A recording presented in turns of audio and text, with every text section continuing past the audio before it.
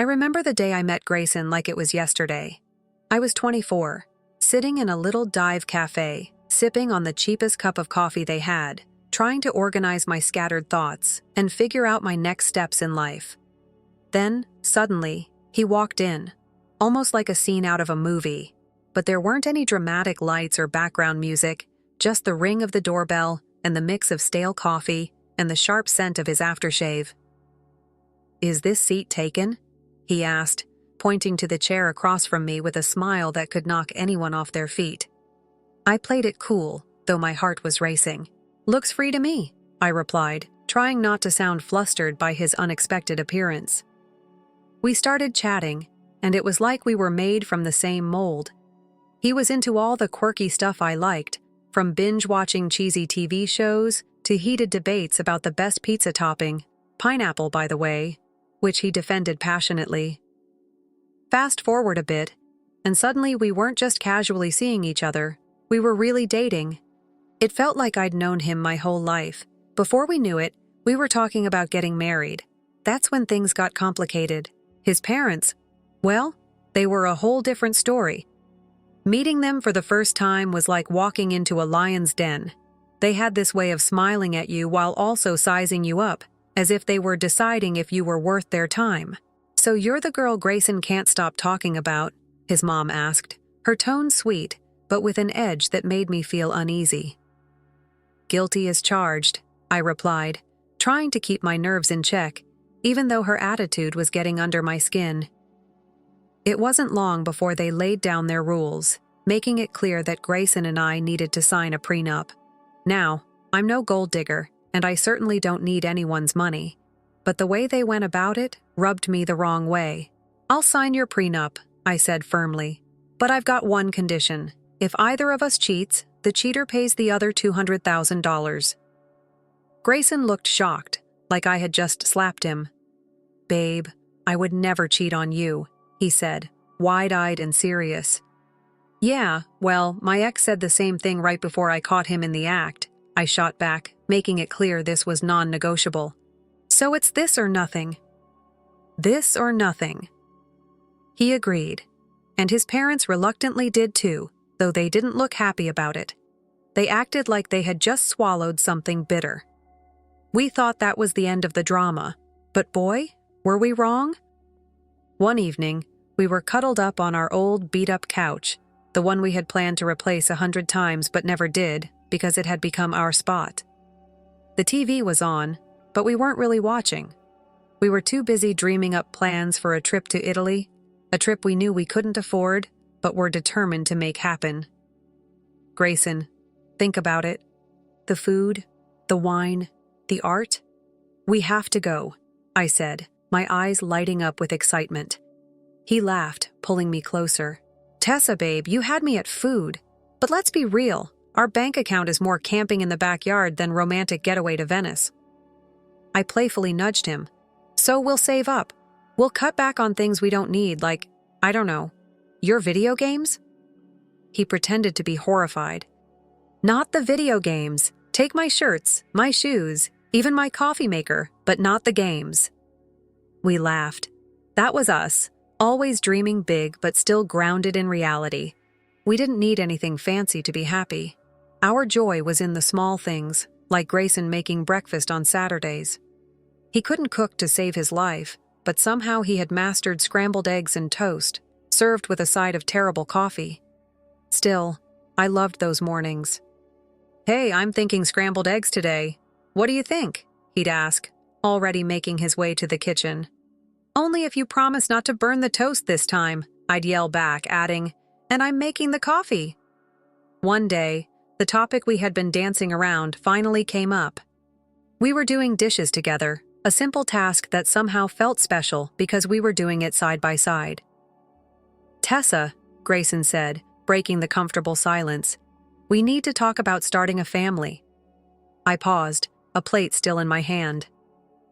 "I know, it's scary, isn't it? What if we can't?" Grayson turned to me, drying his hands on a towel. "Then we'll handle it together. But we won't know unless we try, right? I mean, how hard can it be?" I laughed, a mix of nervousness and love bubbling up. Famous last words, babe. But that was our thing. No matter what life threw at us, we faced it together. Even when his mom started dropping not-so-subtle hints about grandchildren every chance she got, we managed to laugh it off. "Tessa, darling," she'd say, her voice dripping with sweetness, though her message was anything but. "When are you going to give me some grandbabies? You're not getting any younger, you know." I'd force a smile, biting my tongue. "We're working on it, aren't we, Grayson?"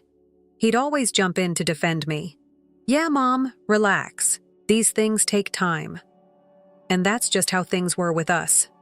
We took it all in stride, together. As the year dragged on, the pressure started to pile up, not just from Grayson's mom, Marlo, but from inside our own hearts. We wanted a family so badly, but it just wasn't happening as easily as we'd hoped. Ever since Marlo found her new hobby of making my life miserable, our home had turned into a battlefield, and her weapon of choice was her sharp, unforgiving tongue. What were once occasional snide remarks had turned into a daily assault on my confidence and my role as a wife. Things came to a head one Sunday at lunch, a day that was supposed to be laid back and peaceful. Marlo, with her impeccable sense of bad timing, showed up uninvited just as we were about to sit down. The atmosphere instantly turned tense the moment she walked through the door, her eyes scanning the room like she was about to conduct a military inspection. "Well, isn't this just cozy?" she started, her voice dripping with sarcasm as her eyes flicked over the simple meal I had prepared. "You've really outdone yourself, Tessa. I can tell you've been slaving away in the kitchen all morning." Her gaze met mine briefly, the corners of her mouth lifting into a smug smirk. I forced a smile, determined to keep the peace. "It's nothing fancy, Marlo. Just something quick and easy. Please, have a seat." But as soon as we sat down, she wasted no time launching into her usual routine. "You know, Tessa," she said, her voice laced with condescension, "I was talking to Mrs. Henderson the other day, and she mentioned that her grandson was just born. It got me thinking. When are you and Grayson going to give me some good news? It's not like you're getting any younger." I could feel my face flush with a mix of embarrassment and anger. I glanced at Grayson, silently pleading for some support, but he was suddenly very interested in his plate. "Mom, come on," Grayson muttered weakly, but it was half-hearted, and we all knew it. Marlo pressed on, relentless. "Grayson, dear, I don't mean to be harsh, but you're not a charity. You work hard for your money. Why waste it on Tessa if she can't even fulfill her basic duties as a wife? A cleaning service and a cook would be much more efficient, don't you think?" That's when I snapped. I couldn't hold it in anymore. "Marlo, I'm trying my best here. It's not like I don't want kids. And as for the house and my cooking, I didn't realize marriage was a service contract," Marlo scoffed. "Well, it's not a free ride either. You have responsibilities, Tessa, ones you're clearly not living up to." The air in the room was thick with tension, and I could feel tears stinging the back of my eyes. But what hurt more than Marlo's cruel words was Grayson's silence. He finally spoke, but his words stung even more. "Yeah, Mom has a point. Maybe we should think about getting some help around here. It'd make things easier for you, too." Easier for me? His words felt like a knife in my back. It was becoming painfully clear that I was fighting this battle alone. Over the next few days, Marlo's visits became more frequent, and with each one, her criticism grew sharper. She'd inspect every corner of the house, pointing out any tiny flaw. "You call this clean?" she'd scoff. "My eyes must be playing tricks on me because this looks like a pigsty." Then came the jabs about my appearance. "Is that what you're wearing?" "You know, a good wife should dress to please her husband. No wonder Grayson is always so tired. He has to come home to this." I tried to stand up for myself. "Marlo, I don't dress for Grayson. I dress for me. And he's tired because he works hard, not because of what I wear." But it was like talking to a brick wall. Marlo had already made up her mind about me, and nothing I said would change that. The worst part wasn't even Marlo's constant criticisms. It was Grayson's refusal to take my side. After every one of her visits, we'd argue. Why won't you stand up for me, Grayson? She's walking all over us, and you're just letting it happen. She's old, Tessa, he'd say, set in her ways. What do you want me to do? Kick my own mom out? No, I just want you to be my husband, to stand by me, not her. It was becoming clearer that this was about more than just Marlowe's disapproval. It was about our marriage, whether we were strong enough to stand united or whether we'd let Marlowe's harsh words tear us apart. As the days turned into weeks, I realized this wasn't just a passing phase. It felt like we were under siege, and if we didn't act soon, there might not be anything left to save. Things between me and Grayson had become chilly ever since Marlowe had ramped up her campaign of criticism. But it wasn't just the tension at home. Grayson had started acting strange, and it wasn't the kind of weird that comes from being stressed at work. It was something deeper, something that made my stomach twist with unease. It started with the phone calls. Grayson had always been pretty open about his phone. We didn't have secrets from each other. But recently, every time he got a call, he'd step out of the room, and the caller ID always showed the same name. John, work. Who's John? Work? I asked one evening, trying to keep my tone light. Grayson flinched, a clear sign that he was on edge. Oh, just a new guy at the office. Lots of questions, you know. But it didn't stop there. Grayson, who had never cared much about his appearance, suddenly started paying attention to the way he dressed. Gone were the old graphic t-shirts and worn-out jeans. Now it was crisp button-up shirts and slacks. And cologne. He was wearing cologne now. Since when did he care about smelling like a department store? I thought to myself, watching Grayson get ready one morning.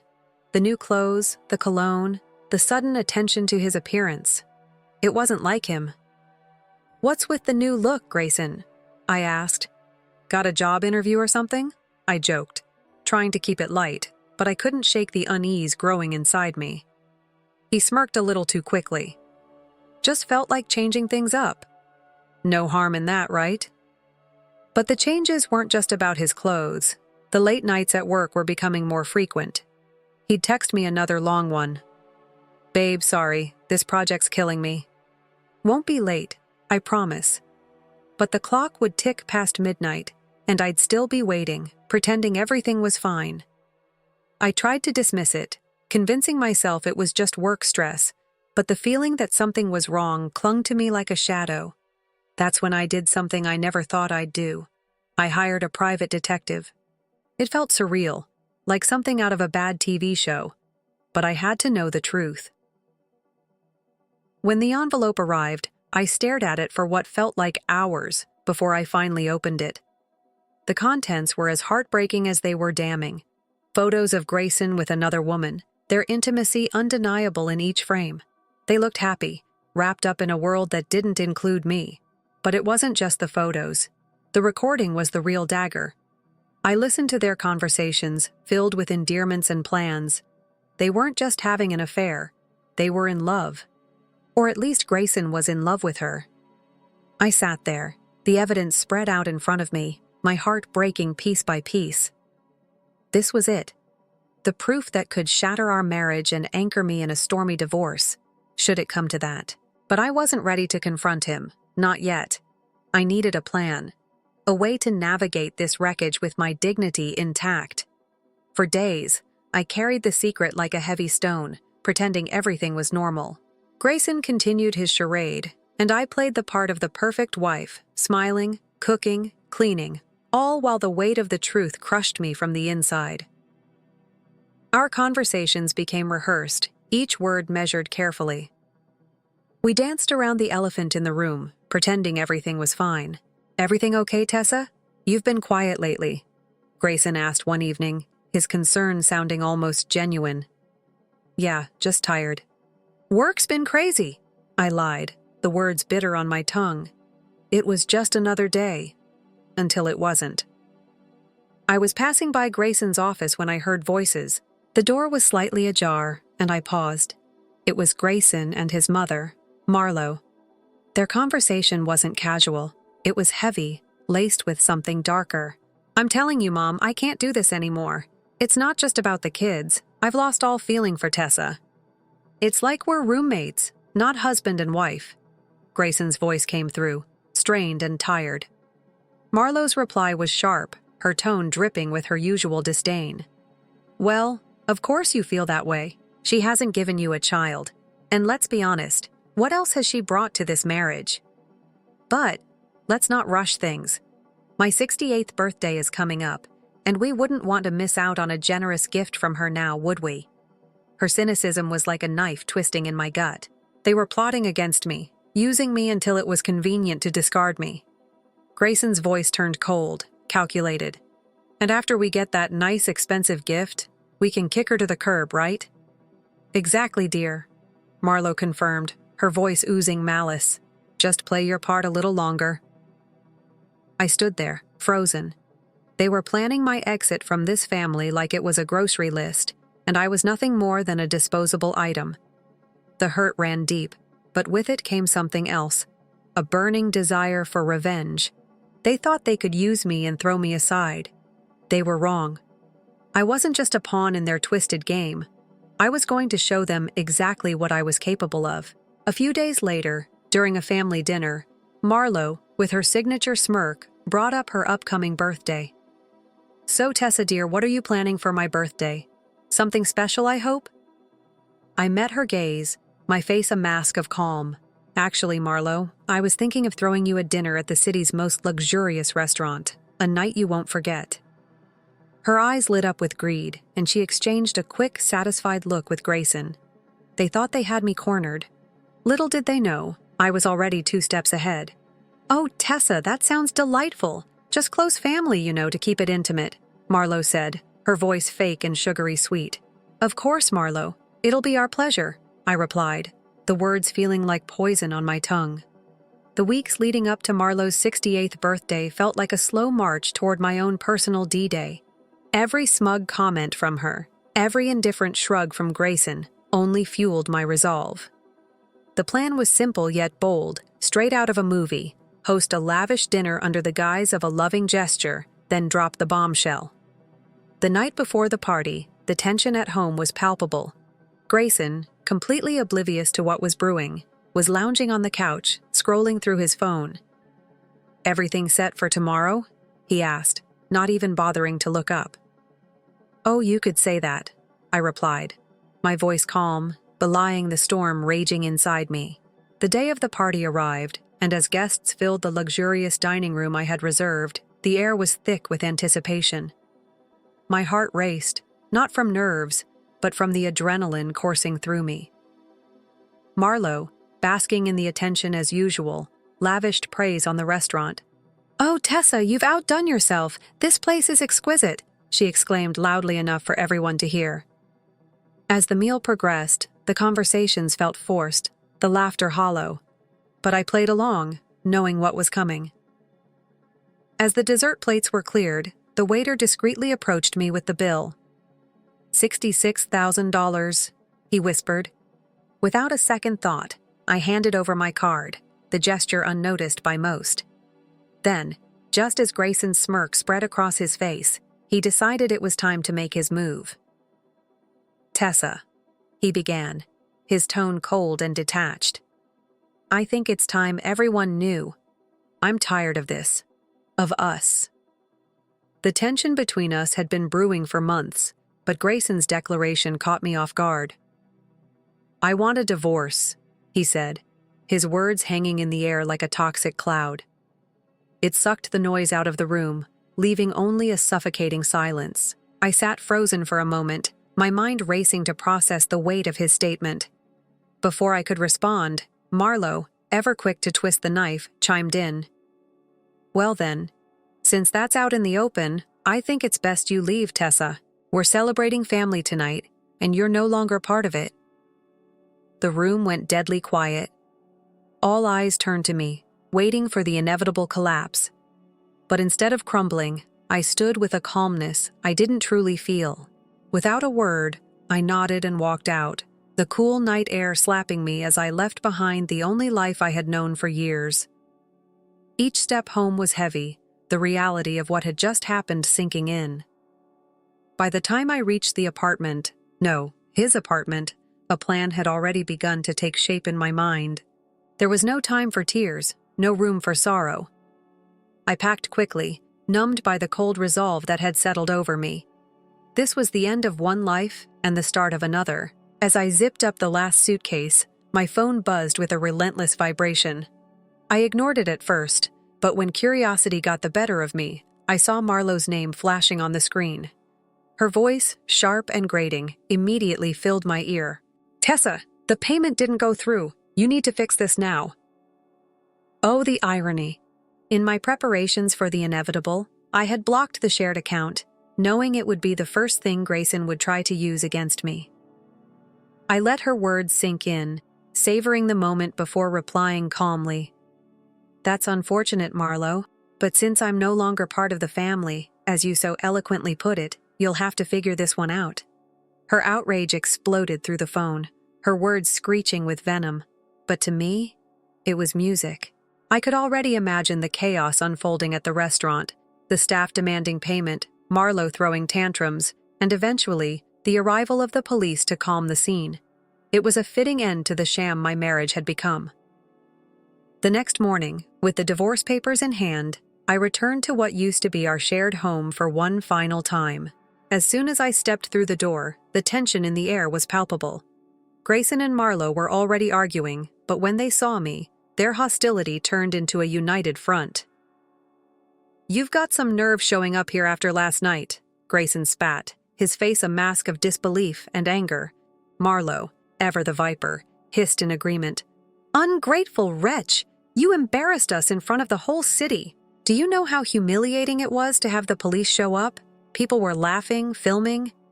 I met their fury with a calm I didn't truly feel. "Embarrassed. You think that's your biggest problem right now?" I tossed the divorce papers onto the table, the damning photos of Grayson's affair on top. "You should be more concerned with this." Grayson's face went white as he picked up the photos, Marlowe peering over his shoulder. Their anger turned to shock, then panic, as the reality of their situation settled in. "And let's not forget the prenup, shall we?" I added, my voice cold. "You cheat, you pay. $200,000 to be exact." Marlowe's face twisted into a snarl. "You wouldn't dare! You can't do this to us!" "Oh, but I can, and I will." Grayson, realizing the gravity of the situation, switched tactics.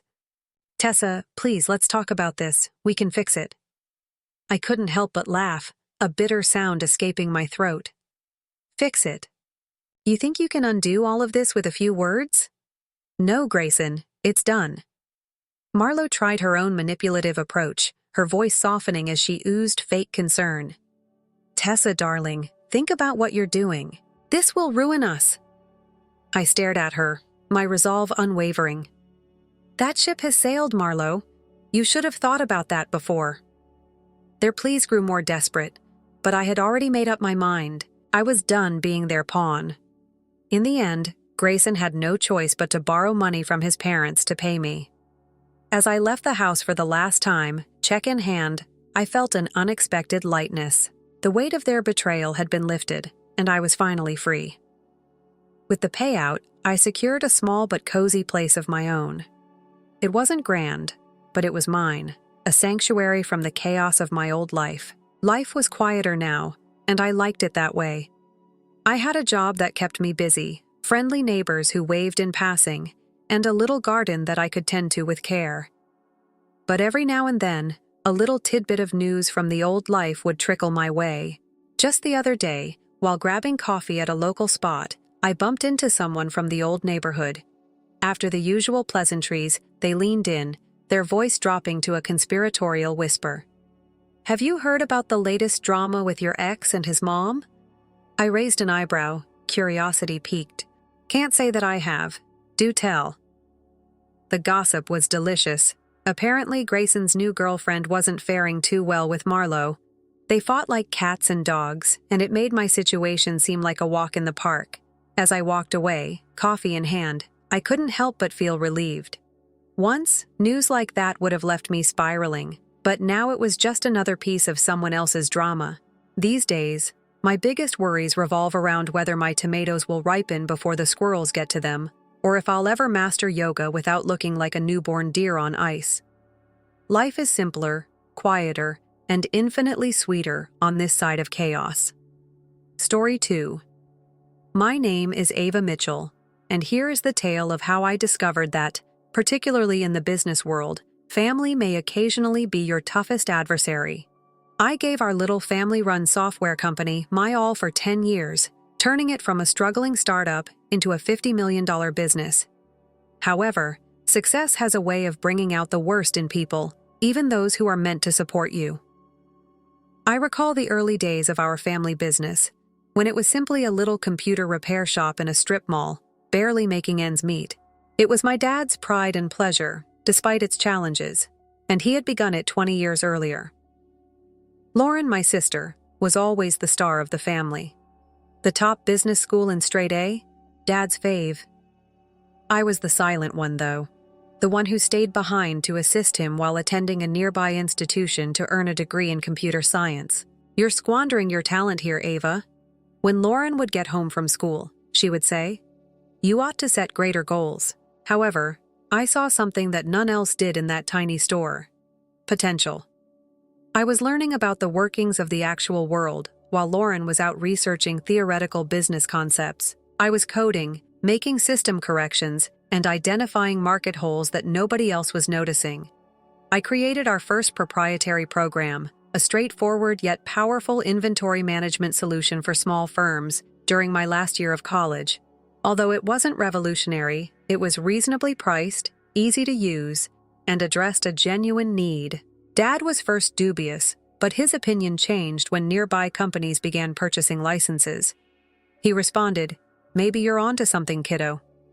And I noticed a glimmer of pride in his eyes for the first time. For me, that moment was crucial. I wish I had realized how fleeting it would be.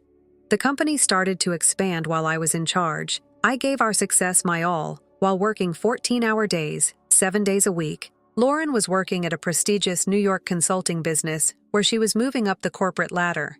I was actually creating stuff. Our little repair shop grew into a full-fledged software development business, serving both local and national clients. Mom kept a silent eye on me. "Ava, don't push yourself too much. Bring me dinner at the office," she would say. "You must have a life outside from this." But I was unable to stop. Perhaps I was still looking for approval. Perhaps I simply wanted to demonstrate my ability to create anything on my own. We achieved our first $1 million in yearly income 5 years into our turnaround.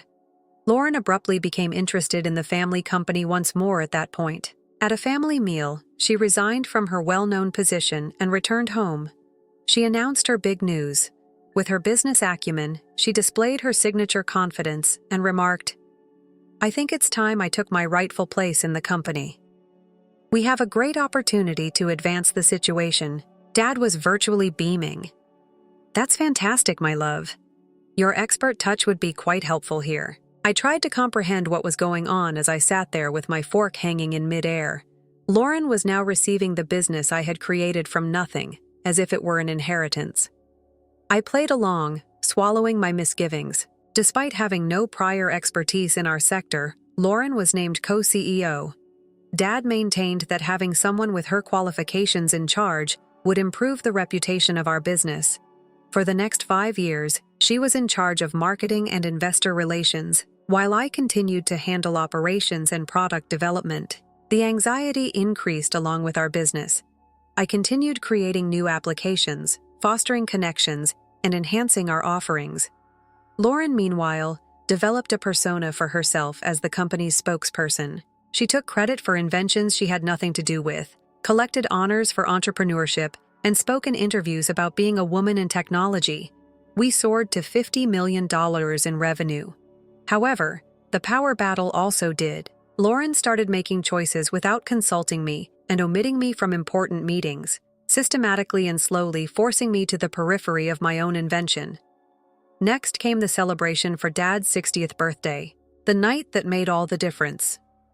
Lauren, of course, came up with the concept for the party.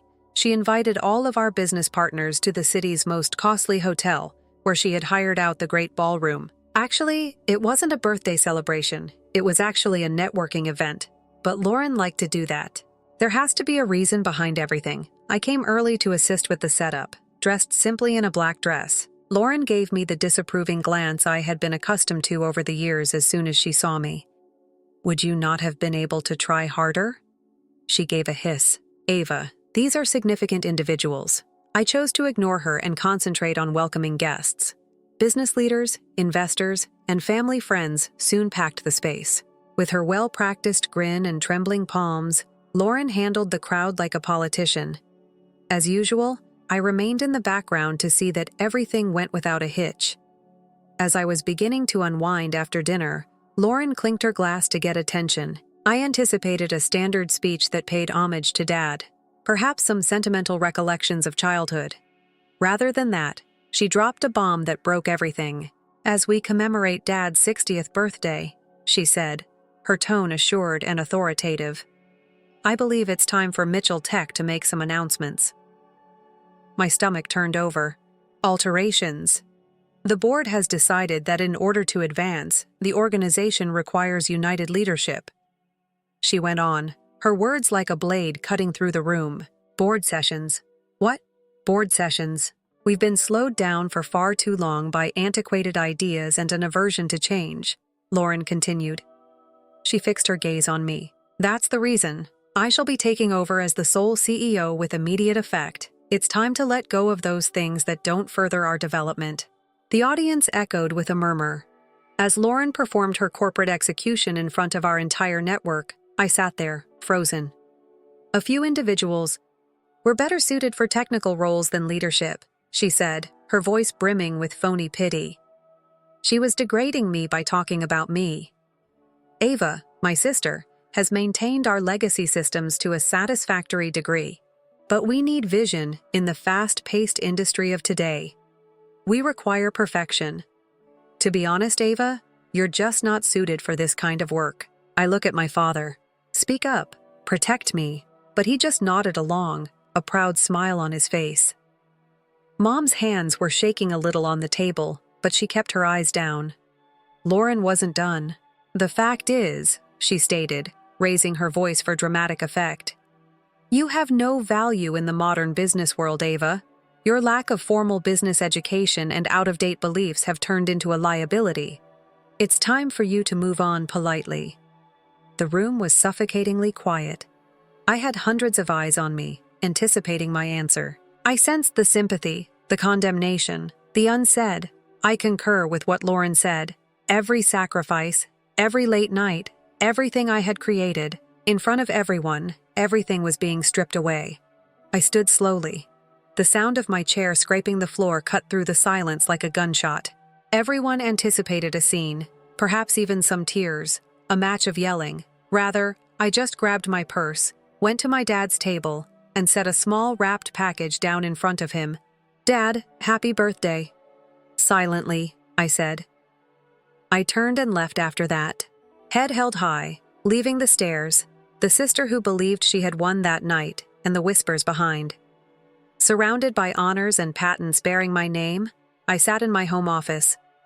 Lauren thought that she had taken everything for me, but she had overlooked an important detail that would make her triumphant moment the worst mistake of her life. A tiny smile appeared on my lips as I turned on my laptop and started typing. It would be interesting tomorrow. There are, after all, multiple approaches to managing a profitable company. I also learned a lot more in 10 years than Lauren did in all her fancy business classes. Everything was about to change when the sun rose clear and bright the following morning.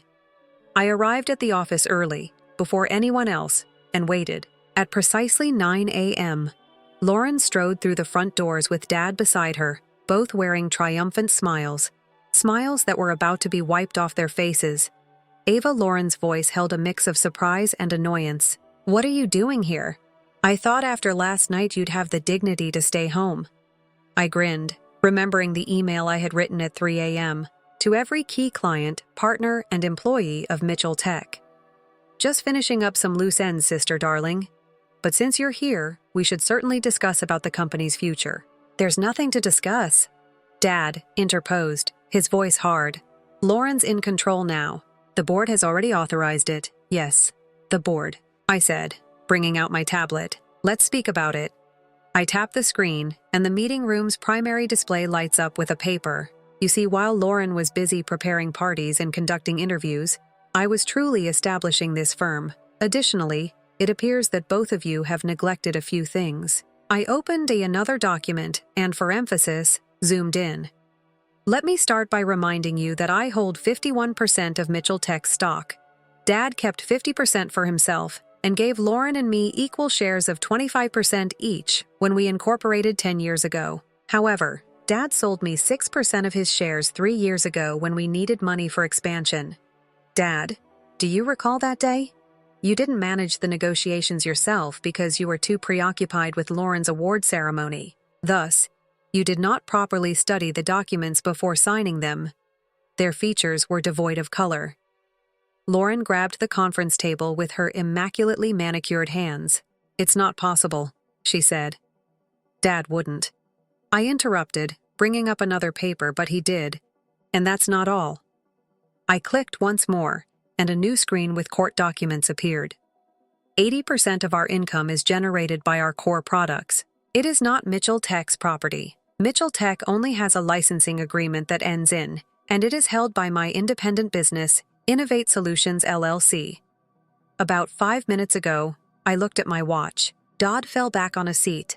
A look of realization came across his face. He whispered, "The renewal paperwork. I didn't read the ones you wanted me to sign last week, because I completed the celebration for him because you were too occupied assisting Lauren with the planning. Indeed, those documents, I chose not to turn them in." Lauren's expression contorted in anger. "You are a cunning, cautious little sister." I smoothly interrupted her. "Before you complete that phrase, you might want to listen to the remainder." A barrage of emails flooded the screen as I clicked once again. I was emailing our clients last night while you were busy announcing my graceful departure. As you can see, the contracts of the majority of our significant clients contain personal loyalty provisions. Mitchell Tech was their signed school. Due to me, my experience, and my performance history, I told them about my leaving and the changes in leadership last night. I enlarged the image to reveal hundreds of replies from our largest accounts. Do you want to know the number of people who have previously used their contract termination clauses? I cocked my head.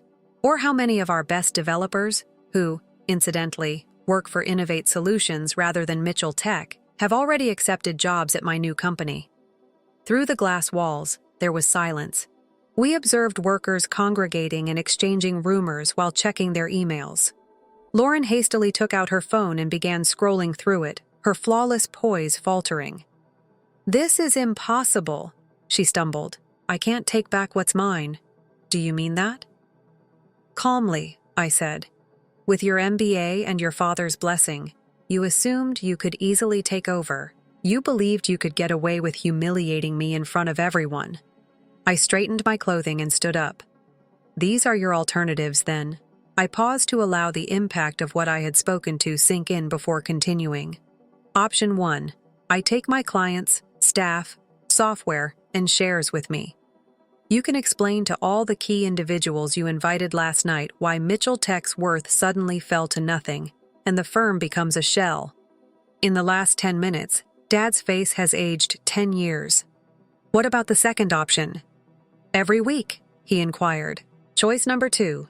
Both of you, step down."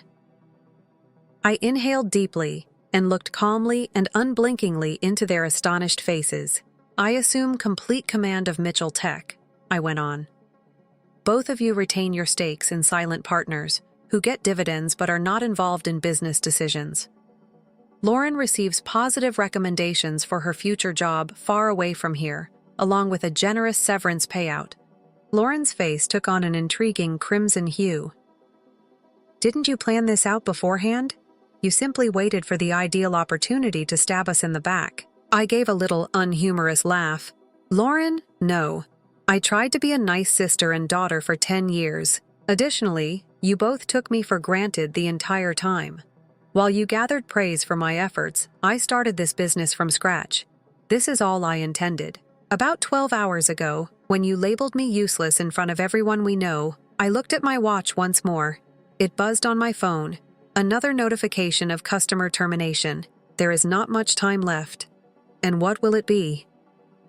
The following hour was a haze of attorneys and papers. By midday, I was sitting by myself in my office, gazing out over the city.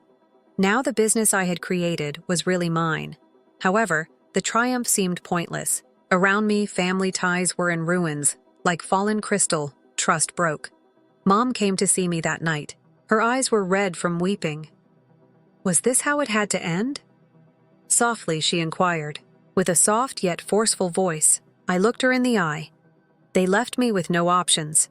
Without hesitation, they would have seized what I had created and thrown me out. Slowly, with understanding but sadness, she nodded. Now what?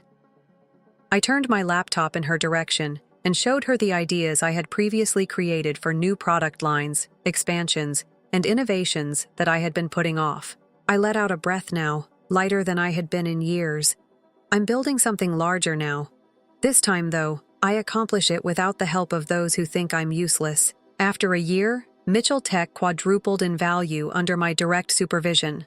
Lauren was hired by a Silicon Valley startup. After realizing that his golden kid had all but wrecked his legacy, the humbled but presumably wiser father retired. We keep a courteous distance when we see one another on holidays, covering up hurts that might never completely go away. Looking at old family photographs late at night sometimes makes me melancholy for what we lost.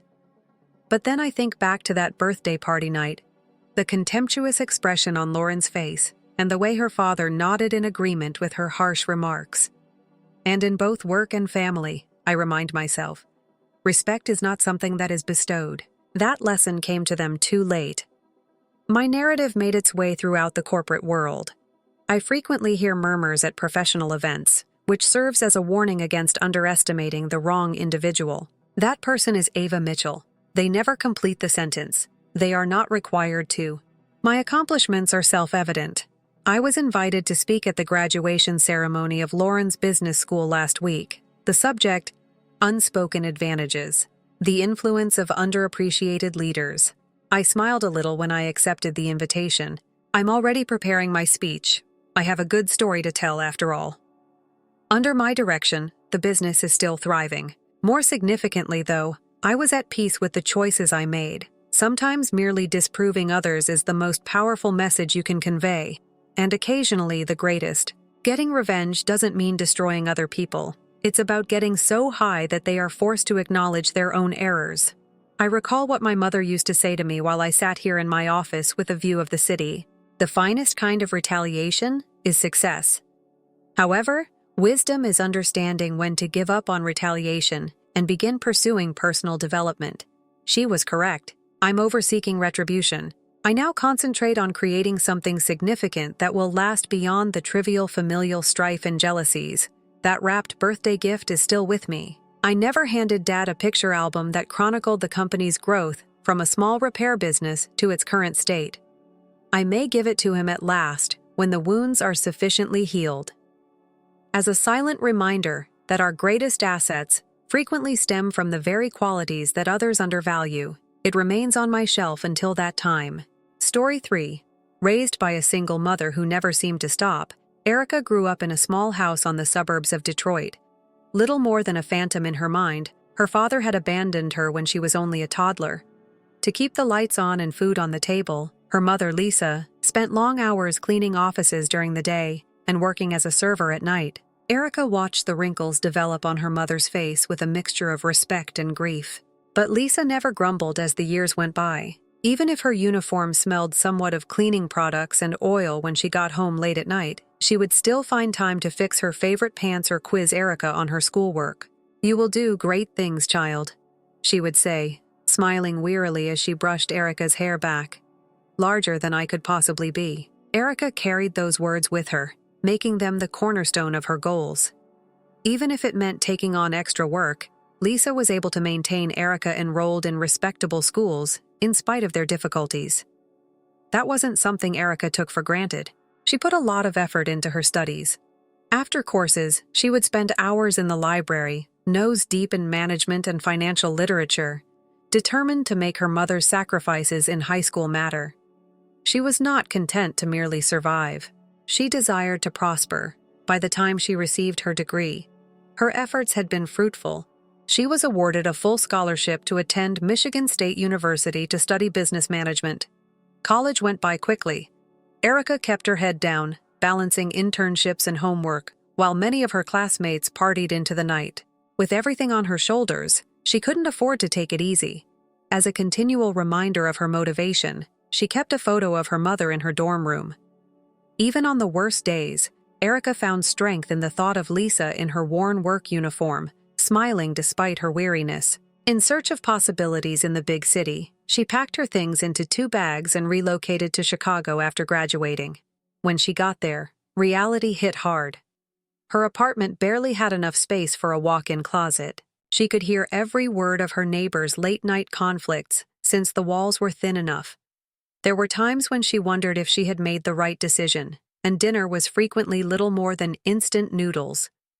Erica, however, didn't give up easily. She got an entry-level position as an administrative assistant at a downtown corporate company. She put her all into the task, even if the salary was just enough to get by. She volunteered for additional work, stayed late, and learned everything she could. Erica was given greater responsibility once her supervisor, Karen, who was a no-nonsense woman, saw her determination. One evening, Karen handed Erica a stack of files and remarked, "You remind me of myself at your age. You will succeed if you continue." After 2 years, Erica's promotion to project coordinator was the first significant event. Her career took off from there when she was 28. She had worked her way up the corporate ladder to become the department head, managing a staff of 20. Her approach to leadership was refreshing, fair yet firm, with a foundation of respect at all times. "If you treat this job like it's yours, one day it will be," Erica frequently said during trainings, demonstrating her belief in empowering her staff. Under her direction, her department flourished, surpassing goals and winning praise from superiors. However, the true prize for Erica was her team's commitment and trust. Her first day as head of the department, they gave her a modest celebration at the office as a surprise. Cake, inexpensive champagne, and a handcrafted card that was signed by everybody were served.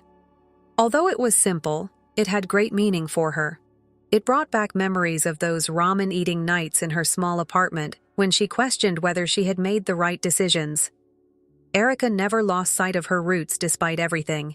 She continued to phone her mother on Sundays to give her an update on her job and city life. Lisa always ended the conversation with the same remarks after listening proudly. "You're going to accomplish great things, youngster." And Erica began to believe it too, for the first time in her life. As members of Erica's team came to celebrate her promotion, the bar was filled with clinking drinks and laughing. It was a tiny, comfortable location in downtown Chicago where you could relax without having to worry about how you looked. Her old friend and co-worker Marco raised his glass high. His voice boomed over the throng as he said, "Here's to Erica, the boss lady." Glasses clinking, the squad yelled in agreement as Erica struggled to keep the heat from rising to her cheeks. "Many thanks, everyone. Without you, I couldn't have done it." She raised her glass in response, shouting above the commotion.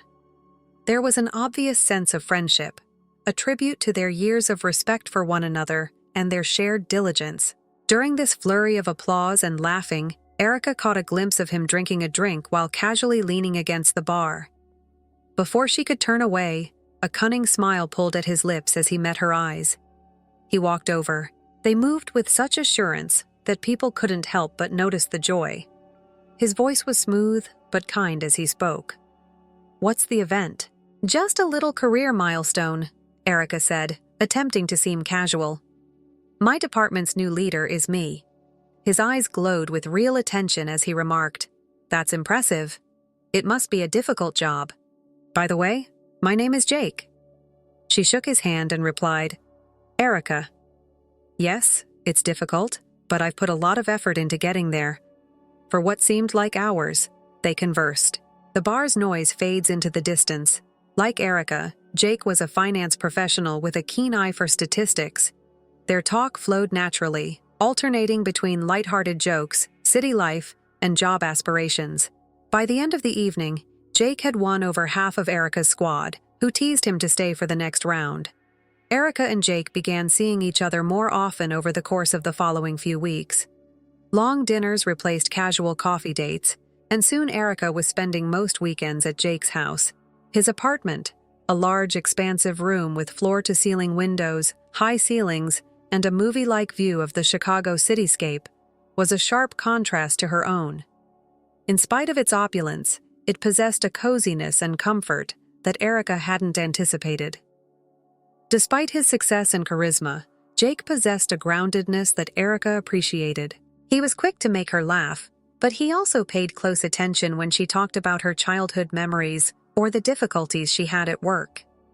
"You're amazing. You are aware of that." As they gazed at the city lights from his balcony, he would say, drawing her near, "Everything you've made is for you. It's not common. They have been dating for 6 months." Jake asked Erica to supper on a cool fall evening. She didn't give it much thought. He prepared meals for her frequently. He said it wasn't a huge deal to surprise her with lavish cuisine. However, there was a change in him that evening. He appeared preoccupied. A tense energy took the place of his customary easy assurance. The city spread out below them like a sea of sparkling lights when they went out onto the balcony after supper. Jake took her hands in his and turned to face her. In sharp contrast to his normal poise, his hands were clammy. "Erica," he said, his hands shaking, but his voice was firm. "The finest months of my life have been spent with you. This may seem quick, but you simply know when you know, don't you?" As he extracted a little velvet box from his jacket pocket, Erica's heart began to accelerate. He opened it, and the ring within glistened with brilliance nearly as bright as his optimistic eyes. "Are you going to wed me?" he inquired. For a brief time, there was a sense of fragility mixed with confidence in his voice. Time paused. Behind him the city dissolved, and Erica's feelings sprang to the surface. "Yes, Jake," she responded in an emotionally charged voice. "Yes, without a doubt." They stood there, encircled by one another's arms, with the city bustling around them, after Jake put the ring on her finger. It was more than simply a suggestion. It was an assurance of a shared future. Erica believed she had always dreamt about it. The Hargrove estate resembled a stronghold of riches and status.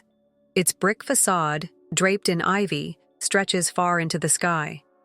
As Jake pulled onto the long, curving road with its old oak trees and well-kept hedges, Erica felt her chest constrict.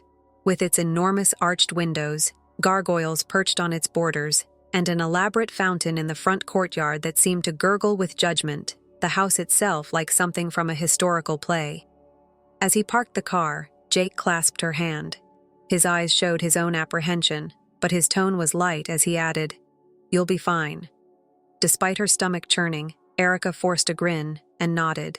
Nothing had ever felt quite as daunting as this, even though she had met many people via her job, including investors, CEOs, and even a few high-profile individuals. Mr. and Mrs. Hargrove appeared as the front door opened. Tall and well-dressed, Charles Hargrove had the stance of someone who felt he owed the world something. With her exquisite gown and pearl necklace sparkling in the warm light of the chandelier behind her, his wife Eleanor was a picture of refined elegance. As Eleanor studied Erica's plain attire, she couldn't help but note the tiny droop of her lips. With a slick hand gesture that seemed more like a formality than a welcome, Erica Charles said, "It was a pleasure to meet you. This is Eleanor, my wife, and my name is Charles. It's good to meet you two." Shaking his hand, Erica managed. Then came Eleanor's, whose hold was chilly and fleeting. She went inside after them. With each stride, the foyer's overwhelming richness made her feel smaller. Oil pictures of stern-looking forefathers lined the walls, and the chandelier above glistened like a constellation. There were several dishes and a glittering array of silverware that Erica could hardly keep track of, and each plaque with titles like Sir and Lady Dinner was a formal event. In the drive, Jake had muttered a little preamble, but now everything was a haze. Eleanor's gaze began to follow her fingers, a little grin pulling at her lips, and she froze as she reached for what she hoped was the correct fork. Eleanor responded, "Perhaps things are done differently where you come from, dear," in a suave but condescending tone. The blood raced to Erica's cheeks. "Apologies." She muttered as she continued to understand everything, looking at Jake, who appeared to be ready to say something but changed his mind. Charles pointed to a sizable portrait that was hung on the other wall of the dining area, a man with a beard wearing a fitted suit. He remarked triumphantly, "That's Sir Reginald Hargrove, our ancestor via blood. He founded the Hargrove legacy here after arriving from England in the 1800s. A real visionary." "It's impressive," Erica said, attempting to sound enthusiastic despite her rumbling tummy. She was failing the entire evening, which seemed like an unwritten test. As the lunch continued, the topic of Erica's relatives came up. Eleanor leaned closer, her gaze keen and inquisitive. "Tell us more about your childhood, Erica, please. Our family and yours must be very different." Erica paused, aware of Jake's taut eyes on her. "Well, my mother and I were the only ones there. My mom put a lot of effort into raising me alone after my dad departed when I was a little child. She works as a nurse." The ensuing hush was deafening. Eleanor's well-groomed hands folded neatly in her lap as her smile tightened. How noble.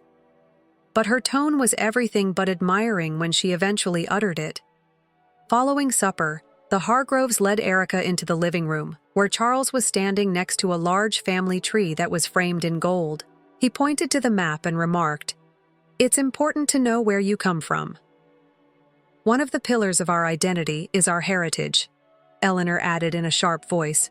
"Erica, you must become acquainted with our history, customs, and manners if you want to become a member of this family. Lessons can be scheduled." Erica looked to Jake for encouragement, but all he offered was a pitying grin. He said, "It's not as bad as it sounds." Erica nodded, feeling trapped. She responded, "Of course," in a firm voice, despite a part of her feeling like it was shattering. "Whatever it takes, I'll do it." There was a subtle softening in Eleanor's look. "Good," she answered, with a certainty in her voice that made little space for debate. "We'll start right away." The Hargreaves were still talking about the specifics of her training. A weight sank into Erica's chest. Yes, she had complied with their requests, but at what price? She couldn't help but wonder if she was gradually losing herself as she sat there surrounded by judgment and luxury. The weeks before the wedding were a haze of commitments, due dates, and ongoing inspection. The days of Erica started before dawn. Her alarm served as a harsh reminder of all she needed to balance, piercing the quiet of the early morning. She balances wedding planning with her rigorous work etiquette classes. Not a breath was to be taken. Mrs. Davenport, an older woman who taught etiquette, seems intent on molding Erica into the ideal Hargrove wife, away from the table. In one of their sessions, Mrs. Davenport reminded Erica, "Additionally, keep in mind that when you scoop, the soup spoon slides away from you." Erica imitated the gesture, but her thoughts were elsewhere, on the mountain of work that awaited her at the office and the many changes she would have to make to the wedding guest list. Mrs. Davenport softened her voice and told him that she was doing well. "These things require time." Erica gritted her teeth. She nodded courteously, although she was really tired. She wondered if she was running in circles or toward something because every day felt like a marathon with no end in sight. Her phone buzzed late one night after yet another exhausting session. To answer the phone, she went outside into the cool night air. "Hello, Mother." Her voice was more exhausted than she had meant when she said hello. "How are you doing, Erica, my love?" There was a hint of worry in Lisa's familiar, warm voice. "I'm all right." Erica told a fib, leaning on the building's chilly brick wall. "Simply busy. A much is happening." On the other end, there was a moment that only a mother could fill with silent comprehension. "Honey, you don't sound well." Lisa spoke softly. "Are you content?" Erica's throat grew constricted. "I'm not sure," she said. Simply said, "There is a lot to accomplish. Jake's parents, the wedding, and the lessons. These are all expectations they have. Sweetheart, I feel like I can't disappoint anyone." Lisa spoke in a forceful yet gentle tone. "Their life is not yours. Don't lose yourself attempting to live up to their expectations. You must express your want if this is not what you want. You've put in too much effort to allow someone to diminish your self-worth." Erica looked at the distant city lights as her eyes blinked rapidly and welled up. "Thank you, Mother," she muttered.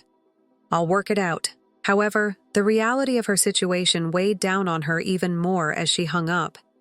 She wanted to trust what her mother said. However, it was intolerable to consider disappointing Jake and his parents. The Groves demanded grandeur, and the wedding day delivered. The location was a large estate with crystal chandeliers, white roses, and more employees than Erica had ever seen at one gathering. Her flowing white dress should have made her feel like a queen. Instead, though, she felt alienated and like a different kind of spectacle. While the guests were mixing, Erica was dragged aside by Eleanor, who had a cold smile and a designer dress. "Erica, our guests are awaiting drinks, please. As a sweetheart, would you make sure they were served?"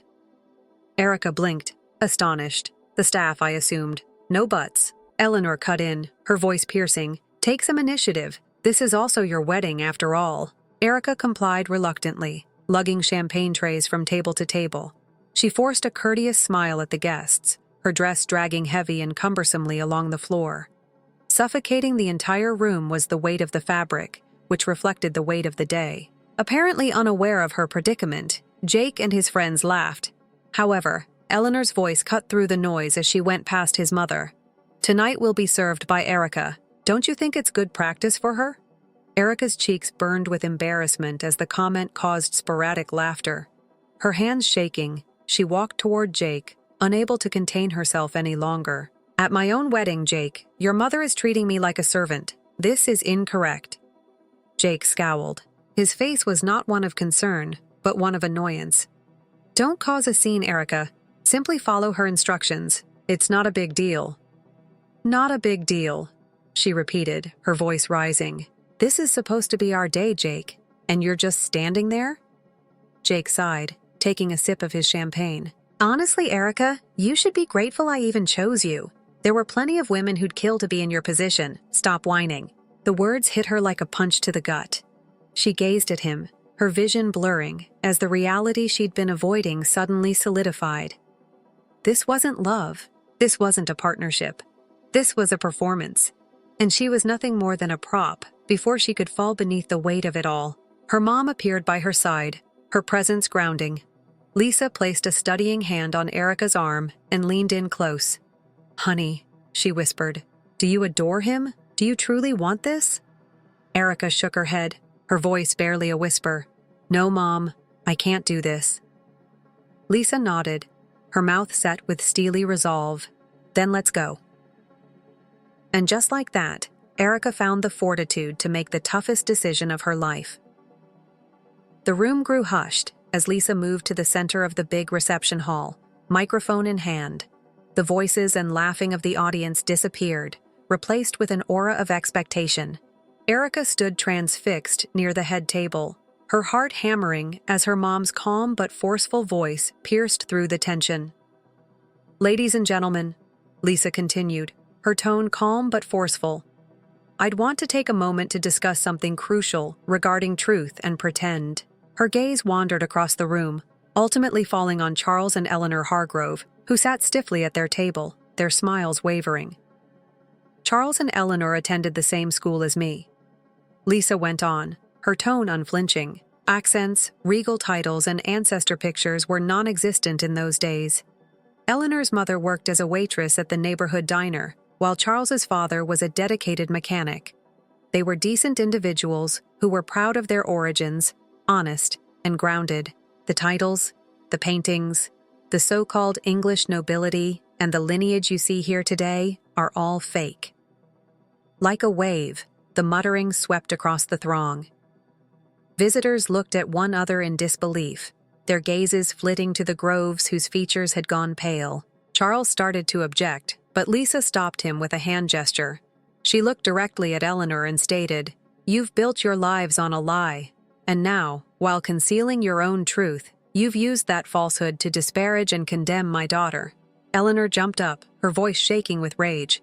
"This is ridiculous. You have no right to know. You dare." Lisa cut in, her voice like a dagger slicing through Eleanor's outcry. "When everything you stand for is smoke and mirrors, how dare you treat my daughter as though she is beneath you?" Eleanor's facade broke when the audience gasped. In the midst of the confusion, murmurs changed to critical looks, and Charles sagged in his chair, his attempts at calmness disintegrating. Jake's expression was a combination of desperation and rage as he charged at Erica. "Erica, what the devil is this?" He grabbed her arm and snarled, "You let your mother to sabotage everything, now fix it." Despite the pain in her chest, Erica's voice remained firm as she jerked her arm away. "Jake, fix it. They are this person, who you are. I've been going above and beyond to be accepted in your world, but I realize now that I will never fit in, and I'd like not to." Jake's voice was low and poisonous as he hissed, "Erica, you need to be appreciative, feeling thankful. I even thought about getting married to you. Would someone like you be taken by anybody else? A girl without ancestry or heritage. I'll always be better than you." When the word struck her, Erica experienced a wave of clarity rather than a breakdown. Her shoulders have straightened, and she is glaring at Jake with unyielding determination. "Jake, you're correct. I will and I can do better." Erica turned to her mother and took solace in Lisa's resolute, proud eyes. Together, they left the harsh woods and their decaying facade behind and made their way toward the exit, past the steps and murmurs. Erica felt lighter than she had in months as she walked out into the cool night air. She had abandoned the life she believed she wanted in favor of something far more valuable: her independence, her dignity, and the opportunity to create a future for herself. In the weeks after the disastrous wedding, the meticulously built world of the Hardgrove fell apart like a house of cards. In their social circles, word of their fake ancestry traveled swiftly. The town is talking about the story of their deceit. High society gatherings stopped sending out invitations. Their formerly impeccable reputation was irreparably damaged, and business colleagues turned away. The Hardgroves were forced to sell their expansive estate and withdrew to a more subdued existence that was far different from the splendor they had claimed to have inherited. But without the protection of his family's reputation, Jake found it difficult to adjust. His haughtiness sounded hollow. Erica heard rumors that he was spending his evenings at bars, consuming alcohol and remorse to numb his frustrations. She made no effort to verify them. She had no desire to turn back, and his path was no longer hers to pursue. Erica instead concentrated on starting over.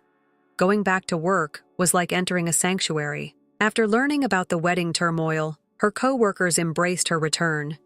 She was greeted first by Marco. He was holding a cup of coffee and had a smile on his face. "Erica, you escaped a bullet. Or a rocket, perhaps."